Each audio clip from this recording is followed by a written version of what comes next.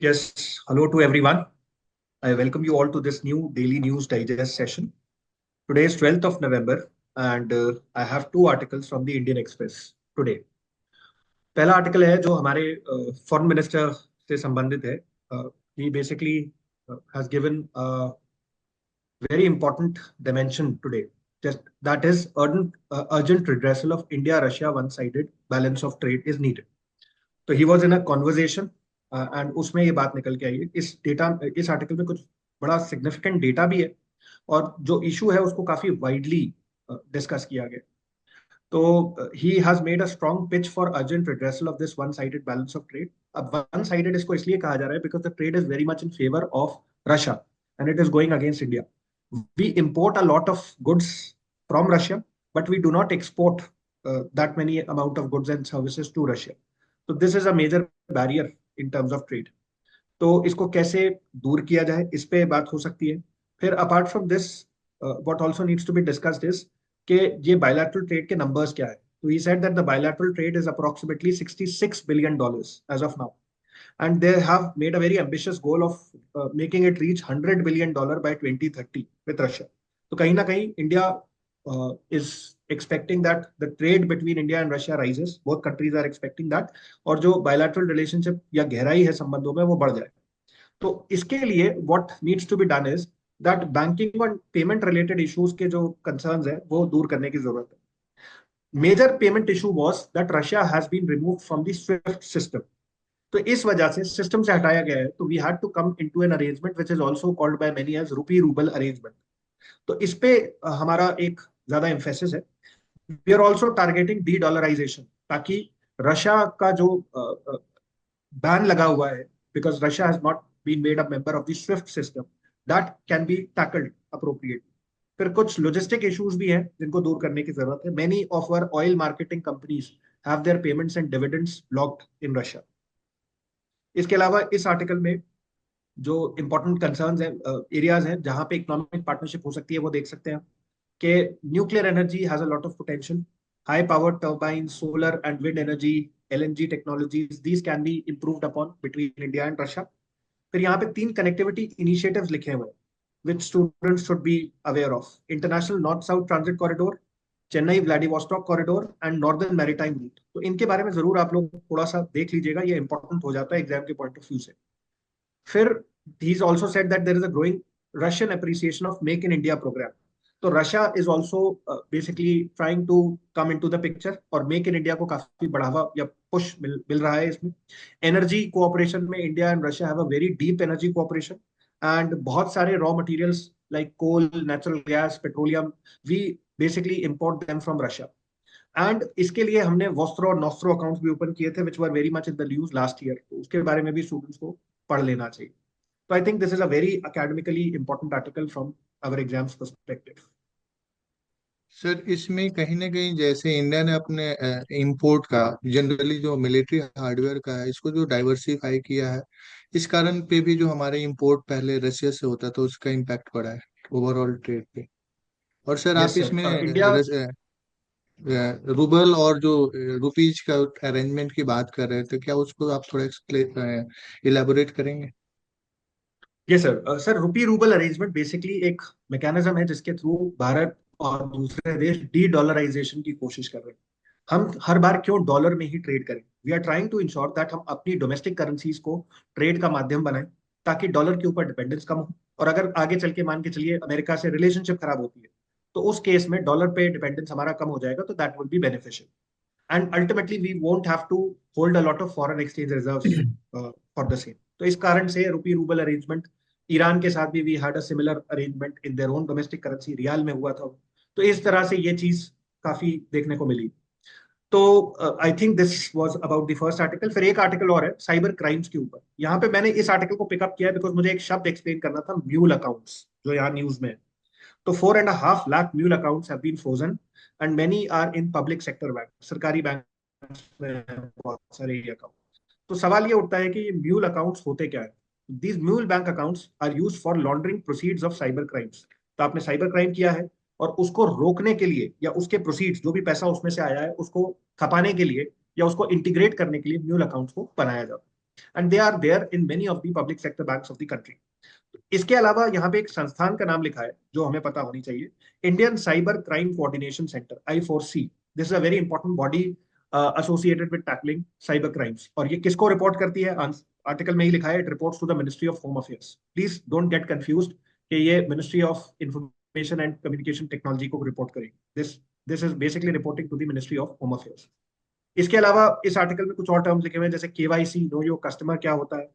I4C, इसमें एक और टर्म आया है, citizen financial cyber frauds reporting and management system. Students को इसको देखना चाहिए कि ये कहाँ पे मिलता है, कैसे ये ऑपरेट करता है। All of this becomes important. फिर इसके अलावा लास्ट में अगर हम देखेंगे तो इस आर्टिकल में कुछ और कीवर्ड्स या टर्म्स लिखे हुए हैं। API integration, real time API integration, ये हमें पता होना चाहिए as to what this is, right. तो इस वजह से देखा जाए तो ये इस तरह के फ्रॉड्स और साइबर क्राइम के केसेस बढ़ते जा रहे हैं and they need to be tackled. And prime ministers office was also informed for the same and they also had a high level interministerial panel which is going to discuss the same। तो इन पे कार्रवाई होगी mule accounts में, और इनको रोकने की क्यों जरूरत है उस पे हाईलाइट करता हुआ ये आर्टिकल था। Now I would like to invite Gaurav sir to take this discussion forward. Thank you sir. तो दो आर्टिकल हैं आज from today's edition of the Hindu. तो फर्स्ट आर्टिकल जो है वो regarding we all know that this COP29 is all in air and ये Baku में होने जा रहा है, but this article is of different field, और इसके लिए हमें जानना पड़ेगा एक हिस्टोरिकल जर्नी जो इस अपने आप में इस कॉप्स की रही है, उसकी उसकी हमको हिस्टोरिकल जर्नी जाननी पड़ेगी। So first of all, like in during the Kyoto protocol, जब क्वेटो दो सबमिट हुआ 2007 में, तो एक प्रोटोकॉल निकल के आया that put the historical burden of emissions on the developed nation. कि आपने historically, because you were industrialised earlier, you have emitted a lot of coal and it's resulted gases in the atmosphere, and because of that global warming has been reached. तो एक उन पे historical burden डाला गया कि now onus is upon you to like, कि आपको इसके मिटिगेशन का ऑनस आप पे है। तो उसमें कैटेगराइजेशन हुआ कुछ नेशंस का, like NX1 nation, NX2 nation, NXB nation. तो NX1 नेशन डेवलप्ड नेशन है जिन पे कुछ टारगेट्स दिए गए कि आपको responsibilities, but क्योंकि इंडिया भी, every nation in the world has a like responsibility of mitigating the climate change through like control of the pollution, but the developed nation has more role because they have the deep pockets finances है, तो वो और उनका historical एक एक emission का एक record रहा है, तो इसलिए उनपे कॉमन बट डिफरेंशिएटेड रिस्पॉन्सिबिलिटी का एक टर्म निकल के आता है। तो ये इनको जानना चाहिए, ठीक है। तो अब ये बात आती है कि तो और हम फिर आते हैं 2021 में, COP21 हुआ था पेरिस में, जहां पे नेशनली डिटरमाइंड कॉन्ट्रीब्यूशंस की बात निकल के आई थी कि every nation need to provide their nationally determined contribution, that how much they will going to reduce their emission in the future. तो India submitted its NDCs INDCs, and now it is like India 2030 तक 40% अपना जो है जो emission है carbon का वो कम करेगा रिन्यूएबल एनर्जी के थ्रू। वो पावर एमिशंस वगैरह को, पावर सेक्टर को बढ़ाएगा। तो ये सब कुछ कुछ टारगेट्स इंडिया के थे, ठीक है। तो इसमें India updated nationally determined contribution, यहाँ पे NDCs लिखा हुआ है। तो ये हम INDCs की बात कर सके, but to back this up, तो एक स्टैट्यूटरी लॉ बनाया गया। तो under the like energy conservation amendment act of 2022 provided a statutory mandate for carbon credit trading scheme.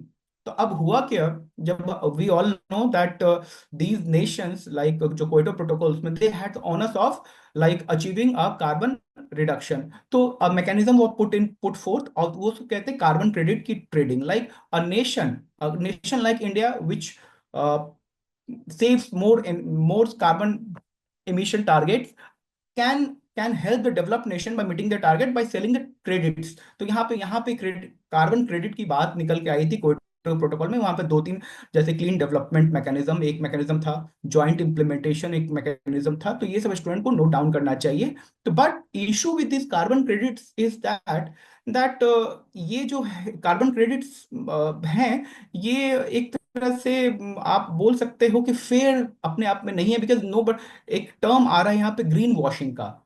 तो ग्रीन वॉशिंग का टर्म है, whatever companies are doing, they are saying that कि ये एक तरह से इन्वायरमेंटल फ्रेंडली है और वो कार्बन क्रेडिट उनको मिलता है। तो ग्रीन वॉशिंग एक टर्म है, इस पे क्वेश्चन भी आया हुआ है। लाइक बढ़ा चढ़ा कर बोलना, अपने किसी भी एफर्ट को बोलना बढ़ा चढ़ा के कि ये तो इन्वायरमेंट फ्रेंडली है, इसको ग्रीन वॉशिंग कहते हैं। और इससे वो कहते हैं कि हमने कार्बन इमिशन कम की है और हमको कार्बन क्रेडिट मिलना चाहिए, और उसको कार्बन क्रेडिट इस तरह से। India and China are the two nation that have huge carbon credit है उनके पास, but they are no like takeaways for that, कोई लेने को तैयार नहीं है, बिकॉज दे वर नॉट, कोई फेयरनेस नहीं था, थर्ड पार्टी अप्रूवल नहीं था, थर्ड पार्टी वेरिफिकेशन नहीं था। तो इस तरह की चीजें हैं, ये इस आर्टिकल में अपने आप आ रहा है। तो एक यहाँ पे आ रहे हैं कि green credit programme, like India में ट्री प्लांटेशन होता है, एंड वी से दैट कि ट्री प्लांटेशन के थ्रू हम कार्बन को सेक्वेस्टर करेंगे, and we earn green credits for that which we can sell to the foreign nations or developed nation, but they are like unwilling to take that because there was no verification for that ultimately. तो ये हो गया, इसी को challenge करने के लिए ये अपने आप में एक पूरी आर्टिकल है कि इसको हम कैसे मिटिगेट कर सकते हैं। तो best is like global standard के साथ हम अपने ये जो कार्बन क्रेडिट का एक प्रोग्राम है इसको हम अलाइन कर सकते हैं। तो यहाँ पे Indian carbon credit must also harmonise with the international carbon credit mechanism, जो आर्टिकल 6 और पेरिस एग्रीमेंट की बात। आर्टिकल 6 क्या है पेरिस एग्रीमेंट में, ये स्टूडेंट को नोट डाउन करना चाहिए। आर्टिकल 6 हो सकता है आपसे क्वेश्चन पूछा जाए। और दूसरा है कि जो एक रिगरस प्रोटोकॉल है वेरिफिकेशन का authenticity of these like generated credit, इसको दिखना कि कैसे हम इसको ऑथेंटिशिएट कर सकते हैं, कि ये कार्बन क्रेडिट जो दिया गया इसको हम ऑथेंटिशिएट कैसे कर सकते हैं। तो ये अपने आप में दो मैकेनिज्म बताएंगे कि कैसे हम ऑथेंटिशिएशन ला सकते हैं। और खुद का डिस्क्लोजर यहाँ पे आप देख to enhance transparency and uphold the environmental integrity with Indian carbon credit mechanism. तो it is imperative to comprehensive disclosure, project details के बारे में बताया कि कैसे वो प्रोजेक्ट काम कर रहा है, कैसे वो कार्बन कार्बन इमिशंस को कंट्रोल कर रहा है। तो ये सब अभी तक बहुत ओपेक है, इसको ट्रांसपेरेंट बनाने की जरूरत है। ठीक है, तो ये अपने आप में ओवरऑल इस आर्टिकल का टेक अवे है कि कार्बन क्रेडिट मैकेनिज्म है और मार्केट जो है उसको ट्रांसपेरेंट बनाने की जरूरत है। इससे क्वेश्चन बने हैं, हमेशा बने हैं, आप देखेंगे 2023 में ये क्वेश्चन आया हुआ है, carbon market transfer resources from private sectors to the state. तो ये असर्शन रीजन बेस्ड क्वेश्चन था ये 2023। ये ग्रीन वॉशिंग से रिलेटेड 2022 में क्वेश्चन आया हुआ है। एंड देन कार्बन क्रेडिट से रिलेटेड एक जो क्वेश्चन है 2011 में आया हुआ। तो यूपीएससी का वन ऑफ फेवरेट टॉपिक है ये। तो स्टूडेंट को ये जो टॉपिक है वो अच्छे से करना चाहिए, और इसका जो एक हिस्टोरिकल जर्नी है अपने आप में वो याद करना चाहिए कि किस कॉप में क्या हुआ। Then moving to next article, ये आर्टिकल मुझे अच्छा लगा आपके पॉइंट ऑफ व्यू से। This article is regarding circumnavigating the ocean के थ्रू पूरे ग्लोब को सरकमवेंशन का एक इनिशिएटिव है, वो उसका है सागर परिक्रमा। तो ये आईएनएसवी तारिणी लिखा हुआ है, तो ये हमें पता करना है कि आईएनएसवी तारिणी एग्जैक्टली आपसे पूछा जा सकता है कि INSV Tarini was in news, it is related to, तो इस तरह का क्वेश्चन बन सकता है। And it was envisaged under the scheme of like जो मैंने बात करी सागर परिक्रमा सेकंड। तो फर्स्ट जो हुआ था 2018-19 में हुआ था ये, this is like a second initiative, and it reached first port in the Fremantle Australia. तो फ्री मैंटल से क्वेश्चन आ सकता है, ये किस ऑस्ट्रेलिया के किस रीजन में है, वेस्टर्न रीजन में है, ईस्टर्न रीजन में है। तो ये स्टूडेंट को नोट डाउन करना चाहिए। तो इसमें 2-3 इंपॉर्टेंट टेक अवेज थे, लाइक आइनस्टीन तारनी है, सागर परिक्रमा क्या है, और ये जो फ्री मेंटल दिया गया है एक जो पोर्ट है ऑस्ट्रेलिया में, इसका लोकेशन और ज्योग्राफी वो नोट डाउन कर सकते हैं। तो this is like basic takeaway from these two articles. Now I will invite Manish sir to carry this discussion forward. Okay, I have one article, and this article is talking about an experimental satellite, है ना। This is a satellite is made by wood, and इसका जो नाम है that is Lignosat. तो there is some basic takeaway from this article. तो पहला जो है कि the intention behind this satellite launch is कि इससे हम ये पता करना चाहते हैं कि whether wood is a space grade material or not, as of now हम जो स्पेस में यूज करते हैं जनरली एल्युमिनियम को यूज करते हैं, but now we are trying to make it more sustainable. तो ये एक्सपेरिमेंटल सैटेलाइट लॉन्च किया गया है जापानीज। इसमें जो यूनिवर्सिटीज इन्वॉल्व है, इसमें क्योटो यूनिवर्सिटी और जापान की एक कंपनी है फॉरेस्ट्री की, वो सुमितोमो है, ये दोनों ने इस सैटेलाइट को बनाया है। अलॉन्ग विद दैट, अगर ये सक्सेसफुल हो जाता है तो the wooden satellite can help make space activity more environmental friendly. ये बेसिक तीन टेक अवे है। उसके बाद बात करते हैं कि व्हाट इज दिस सैटेलाइट। तो ये बहुत कॉम्पैक्ट सैटेलाइट है, it's like a size of mug, और ये 10 centimetre wide panels and small plastic silicon part से बना हुआ है। उसके बाद से इसमें जो टेक्निक की बात करते हैं जो यूज की गई है, दैट इज रियली यूनिक। और इसमें जो ट्रेडिशनल जापानीज क्राफ्ट टेक्निक होता है जिसमें हम स्क्रू और ग्लू का यूज करते हैं टू होल्ड थिंग्स टुगेदर, उसको यूज किया गया है। तो ये फिल्म्स के पॉइंट ऑफ व्यू से बहुत इंपॉर्टेंट है। और उसके साथ जब इसमें एक और ये है कि the satellite has been specifically developed to test durability of wood in the extreme environment. क्या होता है कि हम स्पेस की बात करें तो वहाँ पे -100 डिग्री से 100 डिग्री +100 डिग्री तक टेम्परेचर वेरिएशन करता है और बहुत शॉर्ट टाइम स्पेन में वेरी करता है। तो ये उस टेम्परेचर वेरिएशंस को झेल पाता है कि नहीं, ये चीज इसमें देखा गया है। इसको इसमें एक्सपेरिमेंट करना है। और एज फार एज लॉन्ग इसकी लाइफ की बात करें तो ये 6 मंथ के लिए और अर्थ के एटमोसफेयर में रहेगा, देन आफ्टर इट विल इसकी लाइफ स्पैन खत्म हो जाएगी। तो और इसमें जो अलग अगला इंटरेस्टिंग चीज ये है कि जो मटेरियल इसमें वुड यूज किया गया, तो इसमें पहले 3 तरह के वुड को चेक किया गया था, जिसमें था कि एक बीच का यूज किया गया था, चेरी एंड मैग्नोलिया। ये 3 तरह की लकड़ियां हैं। इस पे एक्सपेरिमेंट ये 2022 से कर रहे थे, बट फाइनली इसमें मैग्नोलिया को यूज किया गया because of his light weight properties and resilience to cracking. तो इस कारण से इसको यूज किया गया है। अगर ये सक्सेसफुल होता है सैटेलाइट, जो पर्पस है वो अचीव होता है, तो इसका इम्पैक्ट सस्टेनेबल डेवलपमेंट पे बहुत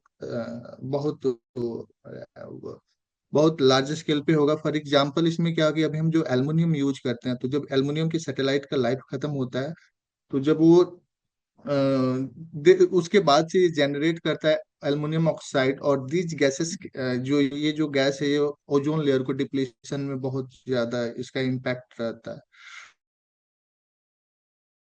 तो इसका जो बाई प्रोडक्ट होता है आप होगा आफ्टर लाइफ स्पैन, तो that will not be that much damaging to the environment. Along with that, अगर ये साइंटिस्ट लोगों का ये कहना है कि अगर ये सक्सेसफुल होता है, तो लेटर ऑन अगर हमें मून या मार्स पे अगर कोई कंस्ट्रक्शन करना हो, तो यहाँ पे इस मटेरियल का यूज किया जाएगा। That will be really helpful and as well as it will be very environment friendly. तो यही बेसिक टेक अवे है इस आर्टिकल का। इसको हम मेन सेंसर राइटिंग में बहुत अच्छे से यूज कर सकते हैं, क्योंकि climate change and sustainable development पे हमेशा क्वेश्चंस आता है। प्रीलिम्स के लिए भी कुछ अच्छे इंफॉर्मेशन है, जैसे सैटेलाइट के बारे में, क्या इसमें जो टेक्निक यूज की गई है, तो बच्चे इसको नोट डाउन कर सकते हैं और इसको प्रिपेयर कर सकते हैं। सर मैं कुछ में दिस इसमें इज कुछ एक्स्ट्रा द ऐड कर बेसिक सकता टेक हूँ। Away from. Yes sir.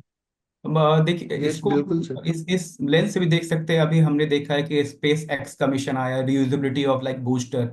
तो वो रियूजेबिलिटी इसलिए है क्योंकि बार बार जो हम स्पेस डेब्री वगैरह होता है उसको कम कर सके। और इसके लिए बहुत सारे स्पेस डेब्री को रिमूव करने के लिए clean remove debris mission by ESA, जो यूरोपियन स्पेस एजेंसी है, उसने रिमूव डेब्री मिशन पहले भी लॉन्च किया हुआ था। तो इन सब चीजों के साथ और एक एक वर्ड आता है बाकायदा, दो स्टूडेंट जान सके, वो है कैसलर सिंड्रोम। कैसलर सिंड्रोम क्या होता है कि यही जो आर्टिफिशियल ऑब्जेक्ट्स जो लोअर अर्थ ऑर्बिट में होते हैं, वो चांसेस क्रिएट कर देते हैं कि जो हमारा जो मान लीजिए कोई हम विमान भेज रहे हैं वो उससे टकरा के एक तरह से एक कैटास्ट्रॉफिक इवेंट क्रिएट कर सकते हैं। तो कैसलर सिंड्रोम क्या है, और इसको हम लोग ये जो अभी आया एक जो स्पेस एक्स का अपना मिशन है और रिमूव डेब्री मिशन है, उसके साथ इसको इंटरलिंक करके स्टूडेंट तैयार कर सकते हैं। तो ये काफी अच्छा रहेगा। तो बहुत अच्छा आर्टिकल था सर यस ये। You are. यस। तो this is all from today discussion, and with this I would like to conclude today session. Thank you. Thank you.